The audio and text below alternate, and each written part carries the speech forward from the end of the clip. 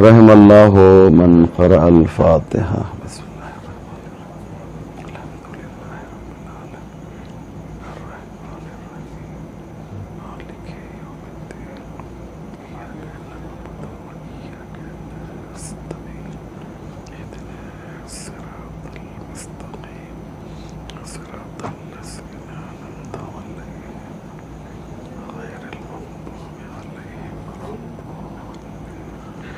لا حول ولا قوة إلا بالله العلي العظيم. حسبنا الله ونعم الوكيل، نعم المولى ونعم النصير. أعوذ بالله من الشيطان اللعين الرجيم. بسم الله الرحمن الرحيم. الحمد لله رب العالمين، والصلاة والسلام والتحية والإكرام على سيد الأنبياء والمرسلين مولانا أبي القاسم محمد اللهم صل على محمد وآله الطيبين الطاهرين المعصومين المظلومين المنتخبين، ولعنة الله على أعدائهم أجمعين من يومنا هذا إلى صباح يوم الدين.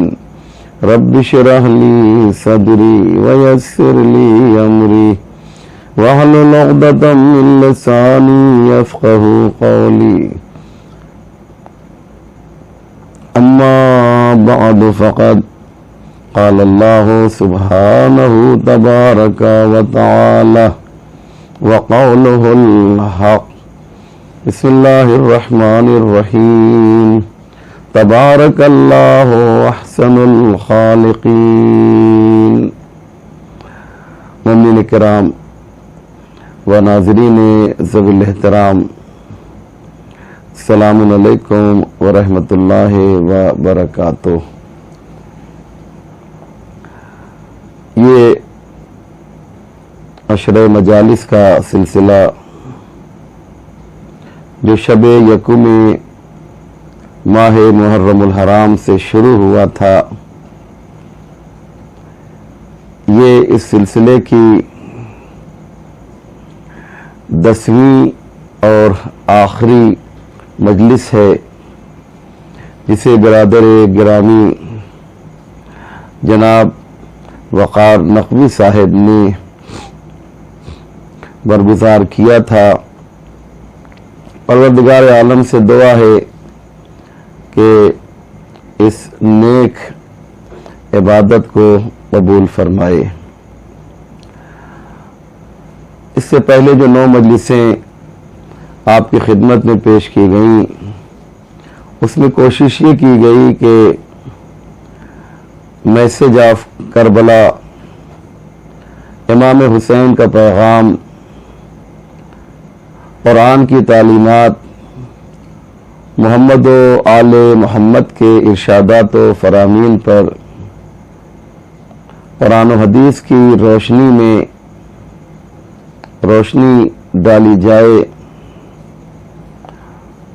الحمدللہ جو اپنی طاقت و قوت تھی اس کے اعتبار سے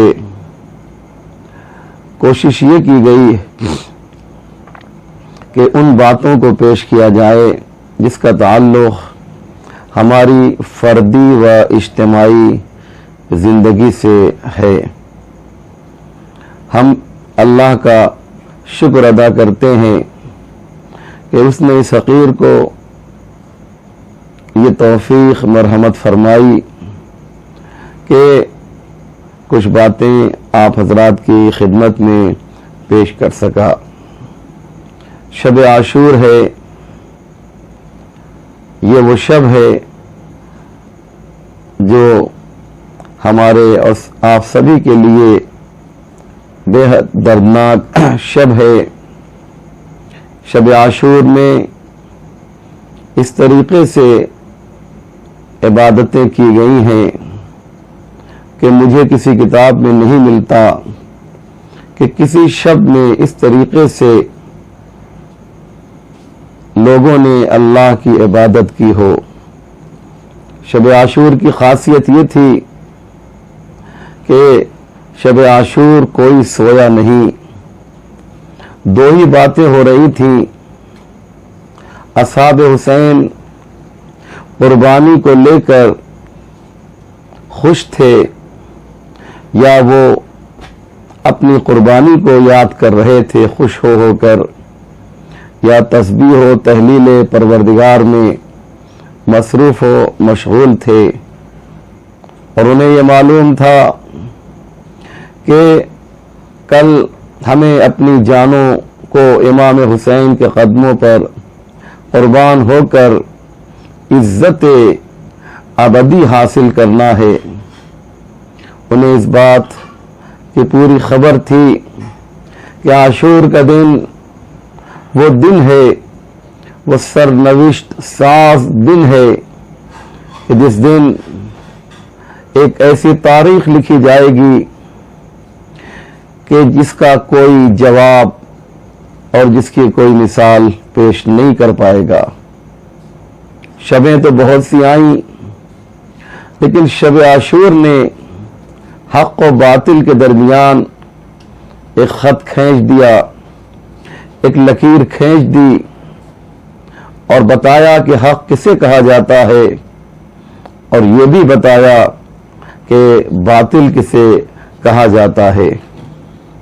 گویا یہ حق اور باطل کو واضح کرنے والی شب ہے، شب عاشور۔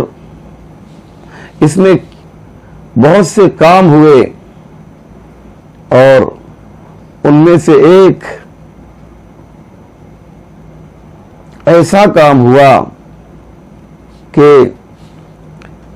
جس پر وفا نے بھی خود پر ناز کیا ہوگا۔ جب شب عاشور آئی ہے تو ہم سب جانتے ہیں کہ شمر نے جناب عباس کو بلایا تھا اور وہ امان نامہ لے کر آیا تھا، لیکن جناب عباس نے جانے سے انکار کر دیا۔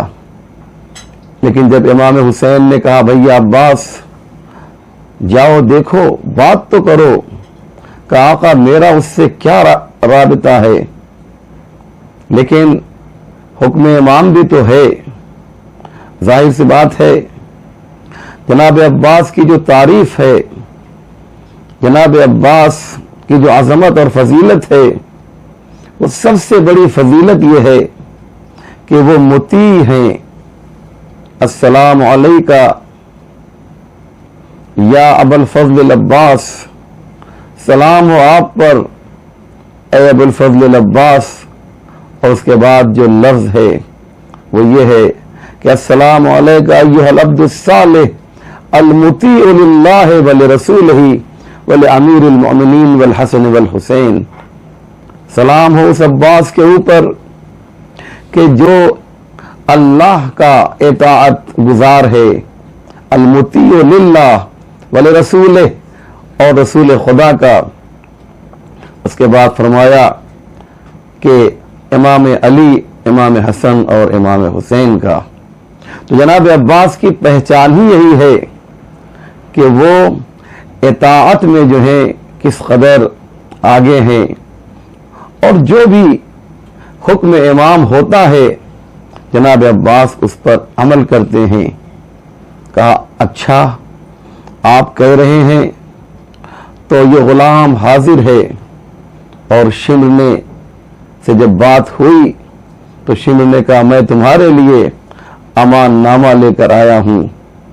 جملہ سنیں اور جناب عباس کو سلام کریں، ان کی عظمت کو سلام کریں، ان کے جذبے کو سلام کریں، ان کی محبت کو سلام کریں کہ جناب عباس کہتے ہیں تجھ پر لعنت ہو اور تیرے امان نامے پر لعنت ہو۔ یہاں تک تو بات آپ نے بہت سنی ہے، لیکن جب اس نے یہ کہا کہ تم نانیالی اعتبار سے ماں کی طرف سے ہمارے قبیلے سے تعلق رکھتے ہو، ظاہر سی بات ہے اس زمانے میں ٹرائب اور قبیلے کا سسٹم ہوا کرتا تھا، لہذا اگر کوئی کسی قبیلے کا ہے تو اس کو رشتہ دار کہا جاتا تھا، چاہے وہ رشتہ دار ہو یا نہ ہو۔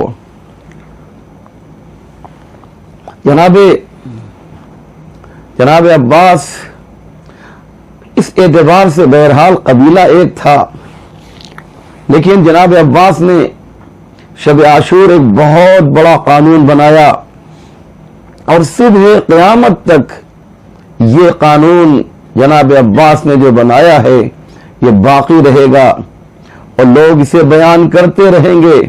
بہت توجہ کریں عزیزو، جو بات مجھے کہنا ہے، جناب عباس نے شمر کو مخاطب کر کے کہا، او بے حیا، یاد رکھ لے میرا یہ جملہ ہے، عباس کا یہ نظریہ ہے، اور یہی نظریہ اسلام بھی ہے کہ حق اور باطل میں کبھی رشتہ داری نہیں ہوتی۔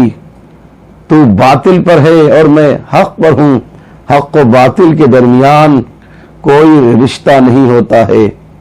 اب اگر کوئی رشتے کی بنیاد پر، بات مکمل ہو گئی، اب اگر کوئی رشتے کی بنیاد پر یہ کہے کہ فلاں کو برا نہیں کہنا چاہیے اس لیے کہ وہ فلاں کا رشتہ دار ہے ایک اچھے انسان کا، تو یہ صحیح نہیں ہے۔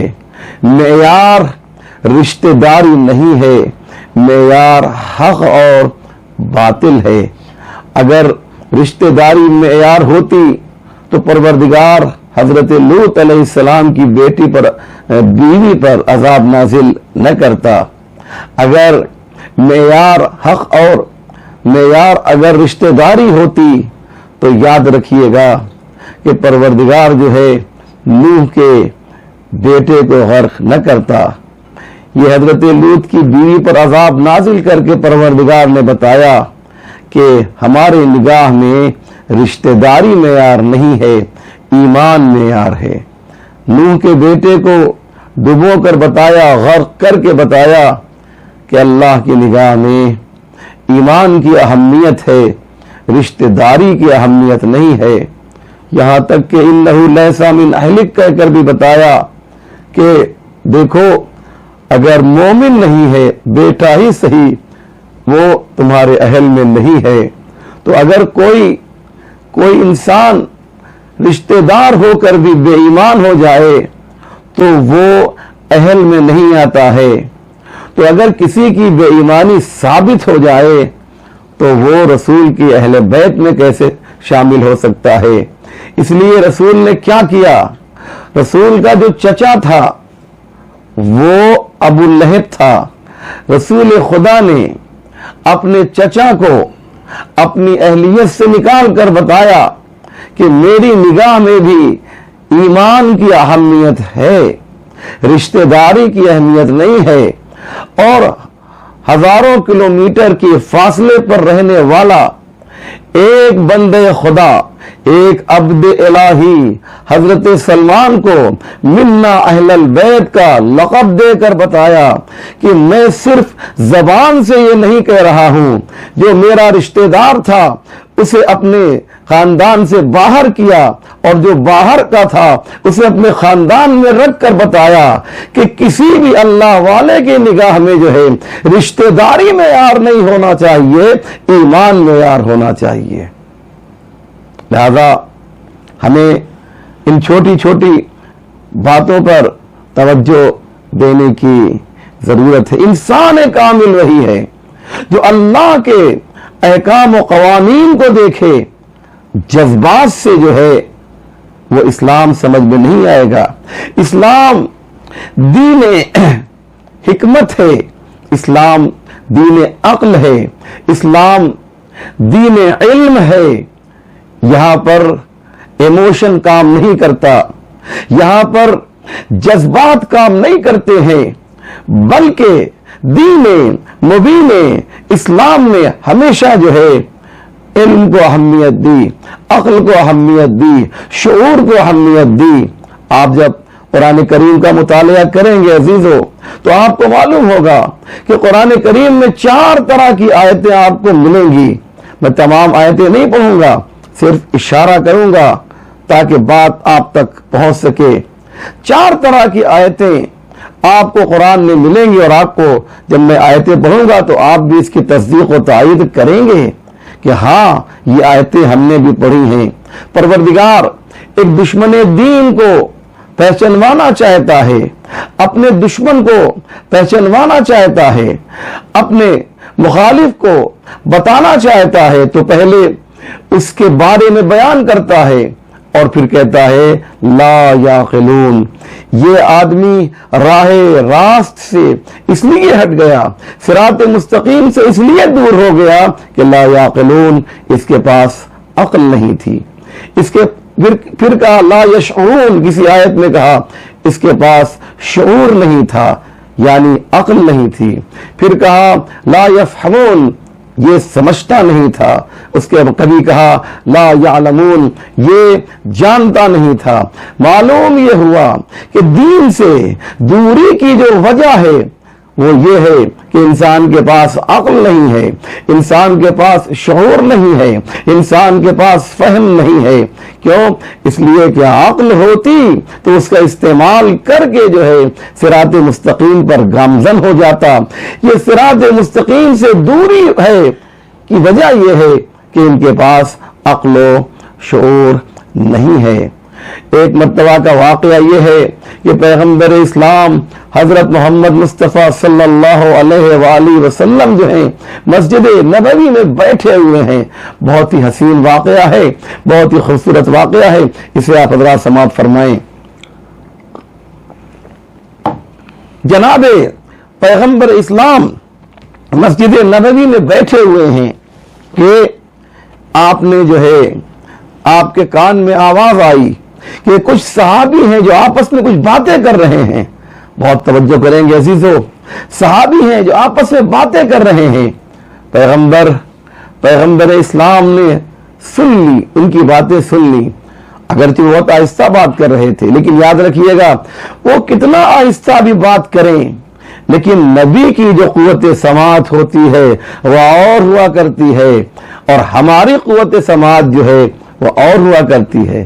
دلیل دوں میں آپ کو، دلیل دوں کہ جناب سلیمان اپنے ساتھیوں کے ساتھ جب ایک ایسے علاقے سے گزر رہے تھے جہاں پر چیونٹیوں کی ایک لمبی قطار تھی، قرآن کیا کہتا ہے قالت نملۃ، ان چیونٹیوں میں سے جو ان کا سردار تھا اس نے کہا کہ یا ایتھا النمل، اے چیونٹیوں تم سب کے سب جو ہے اپنے اپنے دلوں میں چلے جاؤ، سوراخ میں چلے جاؤ۔ کیوں؟ اس لیے کہ سلیمان کا لشکر آ رہا ہے، کہیں ایسا نہ ہو کہ وہ تمہیں کچل دے۔ یہ بات جو ہے چیونٹیوں کا سردار جو ہے وہ اپنی رعایا سے کہہ رہا ہے اور حضرت سلیمان سن رہے ہیں۔ یہ کوئی اور نہیں کہہ رہا ہے، یہ قرآن کہہ رہا ہے کہ جناب سلیمان نے سن لیا، فتبسم ضاحکا، سننے کے بعد جو ہے جناب سلیمان مسکرائے اور پھر کھلکھلا کے ہنس دیے۔ کیوں؟ اس لیے کہ وہ جو ہے ان کو متہم کر رہا تھا کہ جناب سلیمان کا لشکر جو ہے کہیں چیونٹیوں کو دبا نہ دے، وَهُمْ لَا يَشْعُرُونَ، اور انہیں اس کی خبر بھی نہیں ہوگی۔ گویا جناب سلیمان کی مسکراہٹ بتا رہی ہے کہ یہ سمجھ جو رہے ہیں وہ غلط ہے۔ میرا موضوع یہ ہے کہ اگر ہمارے کانوں میں ایک نہیں، ہزار نہیں، لاکھوں چیونٹیوں کو بھی ڈال دیا جائے تو ہم ان کی آواز نہیں سن سکتے ہیں، لیکن سلیمان وہ ہے جو چیونٹیوں کی آواز کو بھی سن رہے ہیں اور سمجھ بھی رہے ہیں۔ تو اگر سلیمان چیونٹیوں کی آواز کو سن سکتے ہیں تو فخر سلیمان کے سامنے بھی ہر طرح کی آواز جو ہے ان کے کانوں میں پہنچ سکتی ہے۔ کہنے کا مقصد یہ ہے عزیزان محترم کہ جناب پیغمبر اسلام جو ہے انہوں نے منبر پر آ کر یہ بات سن لی کہ کچھ صحابی ہیں جو بیٹھے ہوئے آپس میں گفتگو کر رہے ہیں۔ کہا تم لوگ کس کے بارے میں بات کر رہے ہو، کیا بات کر رہے ہو؟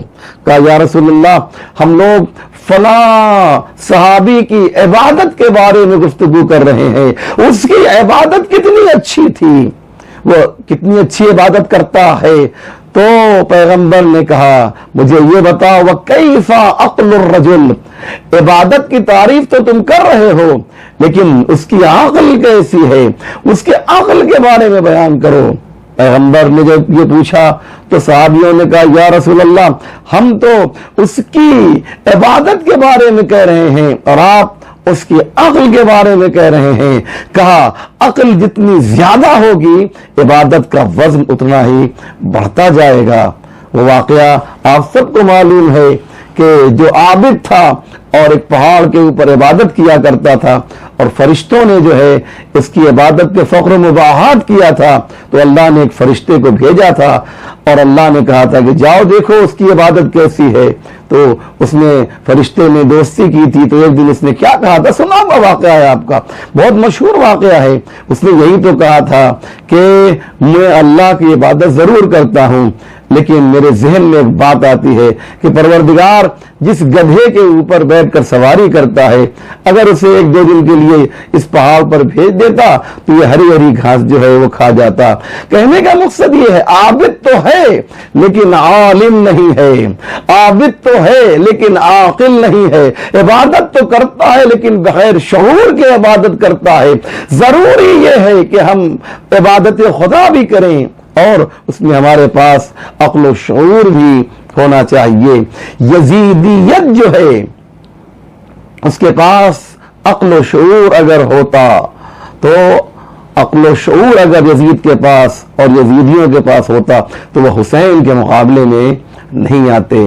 یہ حسین کے مقابلے میں چند انہیں معلوم سمجھنا چاہیے تھا یہ دنیا جو ہے چند روزہ ہے، یہ چند روزہ دنیا ہے، ہمیں تو وہیں پر رہنا ہے ہمیشہ۔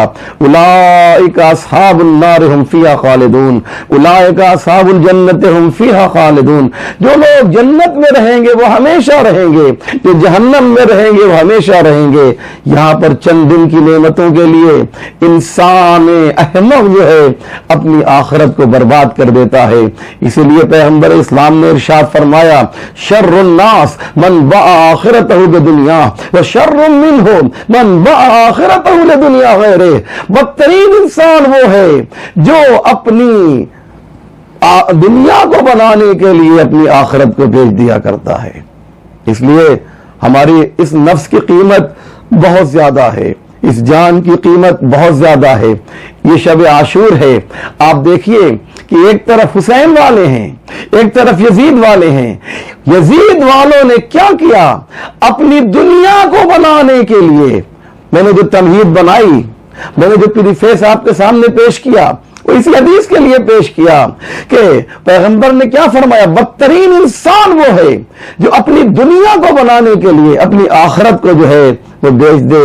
مجلس کیونکہ شب عاشور میں ہو رہی ہے اس لیے شب عاشور کی مناسبت سے ہونا چاہیے، تو سنیں عزیزو انہوں نے کیا کیا، یزیدیوں نے کیا کیا جو حسین ابن علی کے مقابلے میں آئے تھے، چند روزہ دنیا کو بنانے کے لیے ابدی آخرت کو ویران کر دیا، ابدی آخرت کو برباد کر دیا۔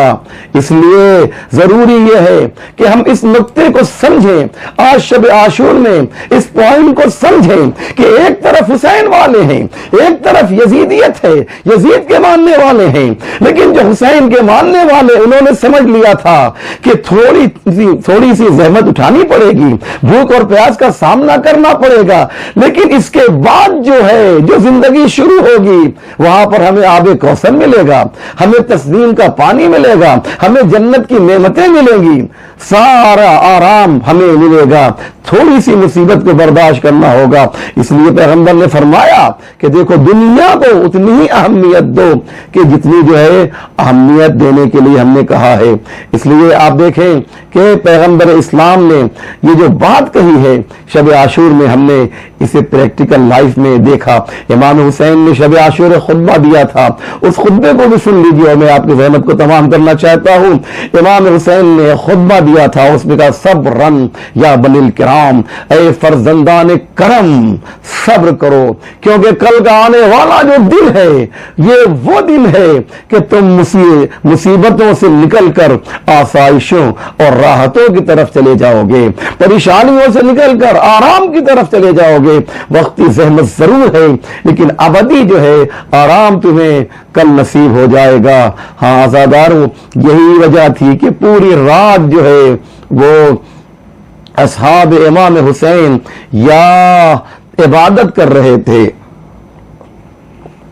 یا تسبیح پروردگار کر رہے تھے، اور یا جو ہے وہ اپنی قربانی کو یاد کر رہے تھے۔ ایک واقعہ ملتا ہے جناب عباس اور حضرت زہیر جو ہیں، زہیر ابن قین، آپس میں بات کر رہے تھے۔ جناب زہیر نے یہی تو کہا تھا نا، جناب زہیر عباس نے سے بات کی ہے تو کہا اے عباس، آپ جانتے ہیں آپ کو کربلا کے لیے ذخیرہ کیا گیا ہے۔ جناب عباس نے کہا تھا تو شجعونی یا زہیر، اے زہیر تم مجھے شجاعت دلا رہے ہو۔ دیکھو زہیر، کل کا دن آنے دینا تو تم دیکھو گے کہ یہ علی کا فرزند جو ہے کس طریقے سے جنگ کرتا ہے۔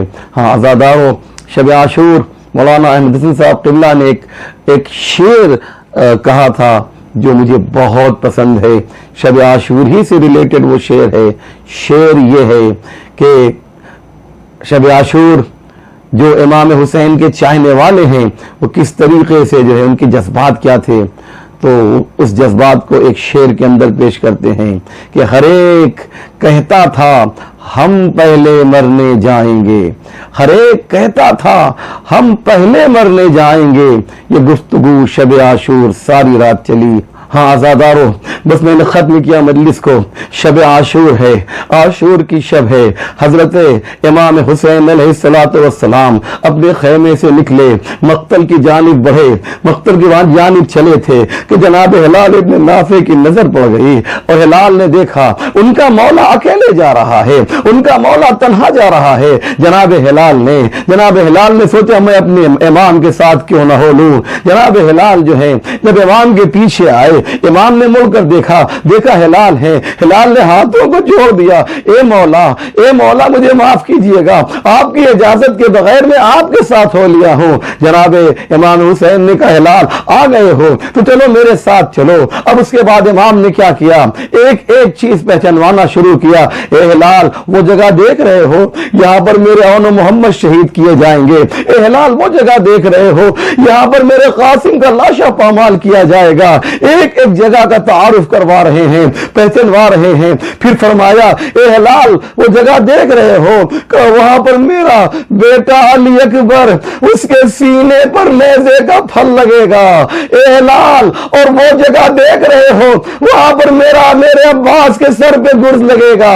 اب سنے عزادارو، اب ایک عجیب بات کہی امام حسین نے، اے ہلال وہ جگہ دیکھ رہے ہو وہاں پر میرا 6 مہینے کا بچہ علی اصغر ہرملا کے تیرے سے شعبہ سے شہید کیا جائے گا، اور اے ہلال یہ جگہ دیکھ رہے ہو یہ جو نشیب ہے نا یہاں پر اس نشیب میں اے ہلال میرا سر جدا کیا جائے گا۔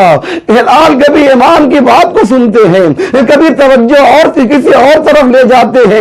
امام حسین کہتے ہیں ہلال تمہارا امام تم سے گفتگو کر رہا ہے لیکن تم کسی اور طرف متوجہ ہو۔ کہا مولا آپ نے سچ کہا، آپ نے جو نشیب کی بات کی تھی نا اسی نشیب کے پاس سے میرے کان میں کسی بیوی کے رونے کی آواز آ رہی ہے، کسی بیوی کے رونے کی آواز آ رہی ہے۔ امام تو جانتے تھے، ہلال کی زبانی سننا چاہتے تھے، اے ہلال وہ بیوی کس طریقے سے رو رہی ہے؟ کہا مولا جس طریقے سے کسی ماں کا جوان بیٹا گزر جاتا ہے تو وہ کس طریقے سے روتی ہے، یہ بیوی بالکل اسی طریقے سے رو رہی ہے، یہ بیوی بالکل اسی طریقے سے گریہ کر رہی ہے۔ امام نے کہا جانتے ہو وہ کوئی اور نہیں ہے، میری ماں فاطمہ زہرا ہے۔ جس دن سے میں نے مدینہ چھوڑا ہے میری ماں نے اپنی قبر کو چھوڑ دیا ہے اور وہ کربلا میں آئی ہوئی ہے۔ ماتم حسین، ماتم حسین۔